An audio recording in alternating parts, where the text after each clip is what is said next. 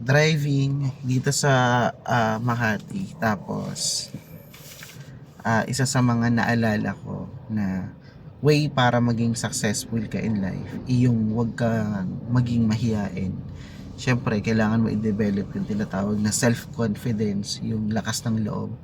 Pero paano nga ba na ma-develop na hindi ka maging mahiyain? Kasi sa totoo lang, marami yung nakaka-experience nito, marami yung nakakaranas nito na talaga namang nahihiya. Kasi syempre, kung di ka nga naman pinanganak na mayaman, mostly yung sa mga ganong level ng tao, sila yung nakaka-feel na nahihiya sila, 'di ba?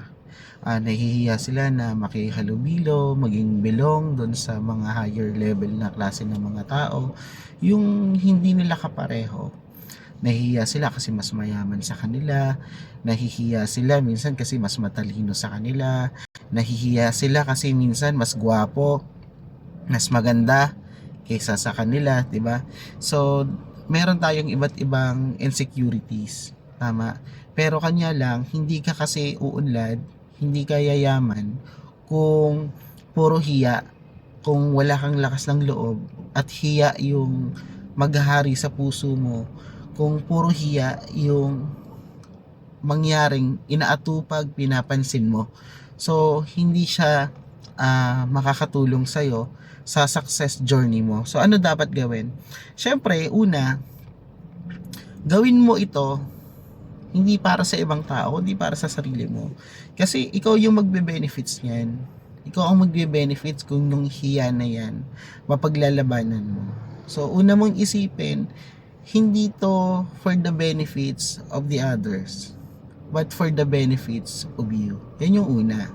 At ikalawa, syempre, ah, kung hindi mo pa rin magawa yung bagay niyo, kasi minsan ano tayo yung parang selfless. Iniisip natin lagi una ibang tao, iniisip natin lagi ano ang sasabihin niya, alam mo yon. So yung parang ah, yung para sa atin nakakalimutan natin, di ba?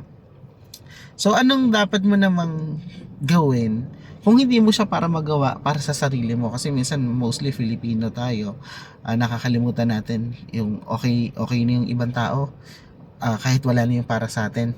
Ganun yung mindset natin na wala namang problema sa akin, basta siya okay lang, sige dito na lang ako, una na kayo, laging alam mo yon, sige kayo na lang, okay lang naman ako dito, kain na kayo dyan, 'di ba? Yung alam mo yun, kayo na una na kayo pumasok, okay lang ako dito, yung laging okay lang ako dito.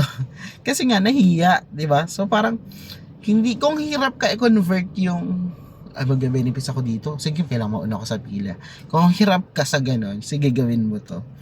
Yung gagawin mo siya na hindi ka dapat mahiya, kasi gagawin mo siya for the sake of your family. So kanina sabi ko, gagawin mo yon for yourself, not for the other people. So kung hindi siya effective sa'yo, gawin mo yung ikalawa. Do for the other people, not for yourself. Okay? Kasi kung hindi siya ganun kabigat yung dating nung una para sa'yo, yung ikalawa, gagawin mo siya kanino? Sa parents mo, sa magulang mo, sa kapatid mo, sa girlfriend, sa boyfriend mo, sa mahal mo sa buhay, sa family mo, or sa kaibigan mo, kahit na sino na ibang tao na magbe-benefits dyan sa gagawin mo, bakit hindi ka mahihiya? Parang ganito, pare, gusto ko sanang ligawan si ganito pwede ba sabihin mo naman sa kanya, ireto mo naman ako? Okay, so nag-gets mo? So siya ngayon ang magmi-middleman, magiging way para doon sa nililigawan. So parang ang point mo, gagawin mo yung isang bagay na hindi mo kayang gawin sa sarili mo, pero gagawin mo siya sa ibang tao. Parang halimbawa, bakit ka magsisipag? Ba't mo gagalingan? Ba't mo gagawin yung goal mo? Simple lang, kasi may pamilya na umaasa sa'yo. May pamilya ka na nagtitiwala na tutuparin mo yung mga pangarap mo para sa kanila, o ang pangarap mo para sa kanila. So, ibig sabihin, gagawin mo yung isang bagay, not for yourself, but for the sake of the other people. So, yun naman yung pangalawa. Kung hindi siya makuha ng una, kunin mo siya sa pangalawa.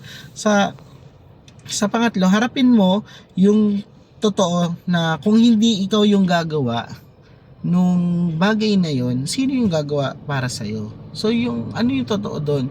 Yung katotohanan doon, hindi mag-e-effort para sa yung ibang tao.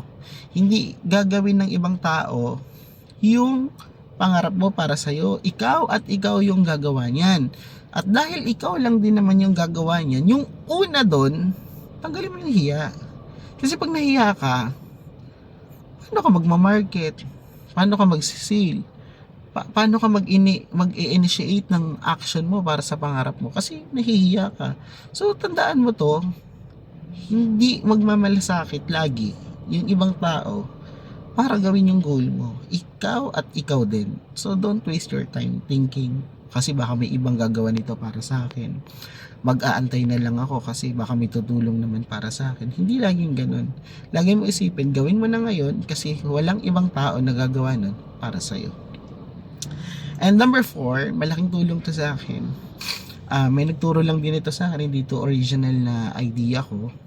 Pero malaking tulong to. Find your double character. Ano yung find your double character? Alam mo yon, pag galit ka, di ba hindi ikaw yun? Isipin mo, pag ka nagalit, ba't nagawa ko yun? Parang hindi ako yun. Pag nalasing ka, di ba minsan, hindi, parang hindi rin ikaw yun. So, sample lang at least makarelate kayo. Find your double character. Sometimes, kailangan natin baguhin yung sarili natin. Kailangan meron pa tayong tinatawag na second identity. Yung hindi ikaw yun, yung parang ito ngayon. Ako to yung relax lang ako. Pero pagkausap ko kayo, kailangan iba. Kailangan pagka nag-share ako ng thoughts, ng ideas ko, magagandang idea na ibinigay sa akin ni Lord, pag share ko, kailangan iba ako. Kailangan full of energy ako. Kailangan excited kong ginagawa to. Kailangan masaya ako. Kailangan positive akong ginagawa to. Kasi ito yung dapat. Kasi kailangan yung energy na binigay sa akin ni Lord, ng universe, kailangan ma-transfer ko siya sa inyo. Nang sa ganun, maramdaman nyo yung nararamdaman ko na binigay din, gift din sa akin ni Lord. Alam niyo yun? So, kailangan meron kang second identity. Kung meron kang identity na normal ka lang, nasa bahay ka lang, eto ka, mahihain ka, pa-chill-chill ka lang, relax-relax ka lang. Pero pag pinag-uusapan na yung work, pag pinag-uusapan na yung business mo, pag pinag-uusapan na yung idea, yung dreams mo, yung goals mo, pag yan ang pinag-uusapan, kailangan iba ka na. Kailangan iba ka na. Iba to. Alam mo yung tipong nasa bahay ka, nakasuot ka lang ng casual, yung pambahay. Pero pag sinuot mo na yung uniform mo sa school, uniform mo sa trabaho, kailangan iba ka. Kailangan ikaw yung kailangan ikaw yung strong. Kailangan ikaw yung power. Kailangan ikaw yung authority. So dapat yun ka. Ibig sabihin, pagka ang pag-uusapan na tungkol na sa pangarap mo, lahat ng pagbabago, tumayo ka na, tumindig ka na, ibang tao ka na. So, yun lang muna, masyado ng mahaba. Thank you so much. Ingat po lahat. Huwag pong mahiya. Unang bagay, kapag magte-take action ka na sa pangarap mo, huwag kang mahiya. Kasi ang dami mong pangarap, mahiyain ka naman. Paano ka makapag-take action? Paano ka makikipag-usap sa tao? Paano ka makikipag-communicate sa tao? Paano ka makikipag-deal sa ibang tao? Paano ka makikipag-participate? Diba? So, huwag kang mahiya kasi wala kang dapat ikahiya. Anumang antas, anumang level mo sa buhay, lahat tayo pare-pareho lang. Nilikha ng Diyos, lahat tayo pare-parehong tao, nakakakita, nakakahinga, nakakapagsalita, nakakarinig. Pareho lang yan. Mayaman, mahirap, lahat tayo sa hukay din naman dadalhin.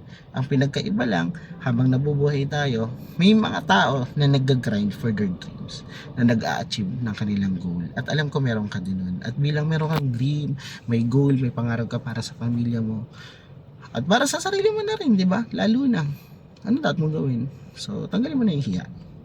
Okay, so yun lang. Bye-bye.